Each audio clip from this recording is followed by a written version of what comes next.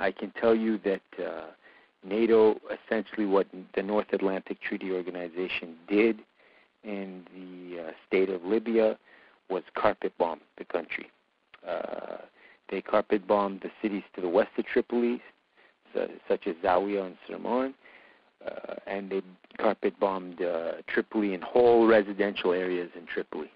Their deliberate tactic was to create a humanitarian disaster and to militarily clear the way without any humanitarian regard, without any regard for human life, without any regard for the citizens of Libya.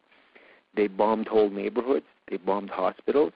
There was intensive bombing, and what they did is they landed insurgent forces on the Mediterranean coast in the harbor, and there were a lot of foreign forces with them, because I spoke to people fighting who were coming back and forth from the battles, and they were talking about Qatari soldiers, and they were talking about soldiers from the Hashemite Kingdom of Jordan and other Gulf Cooperation Council states. Those are the petro monarchies of the Persian Gulf, and they were all involved there, and there was mercenaries as well. And the fighting took place after the bombings. The bombings were extreme. They were never stopped. There was no stopping. The NATO did not stop bombing for days. It was intense, but there was intense bombing.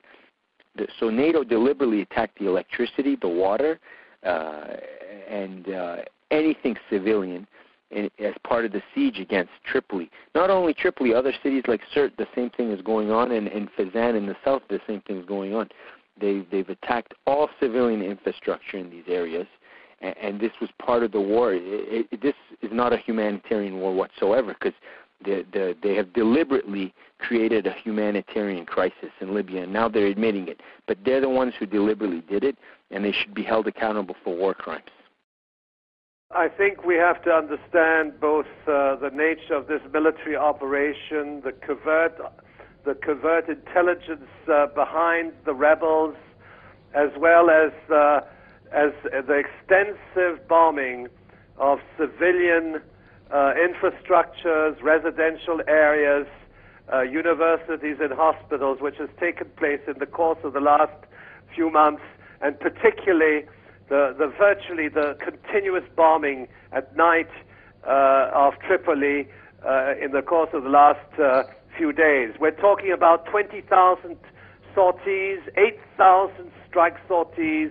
In other words, what has happened in the course of these last few months, and particularly in the last few weeks, is the destruction of an entire country, of its infrastructure, its institutions, very targeted, lots of civilian casualties. In other words, the Western pro-democracy, NATO-supported rebels, as well as NATO's heads of state and heads of government, they have blood on their hands.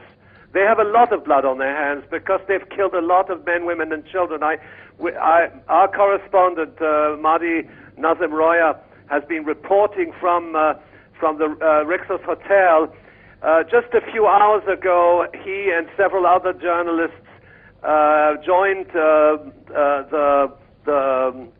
in other words, the extraction project. They were liberated from the hotel where they had been for several days, and they are safe now. But I can tell you, my understanding, first of all, is that this is not a revolution.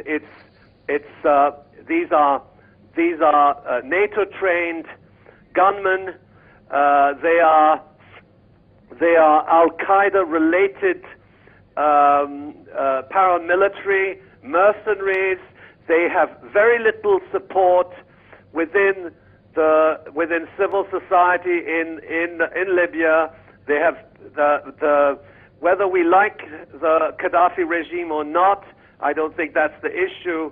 But in fact, the large majority of the population are against the rebellion, and the only thing that sustained the rebellion were the NATO bombings. And these are criminal bombings. Let's let's state things as they are. Violation of international law, actions which are criminal in terms of their consequences, killing children, killing houses of people, and this has been so documented. And what is more, I think what is even more criminal in this process is the fact that this is presented to the media as a humanitarian operation. Realities are turned upside down, and we are told that war is peace, and the lie becomes the truth. Essentially, that's what happened.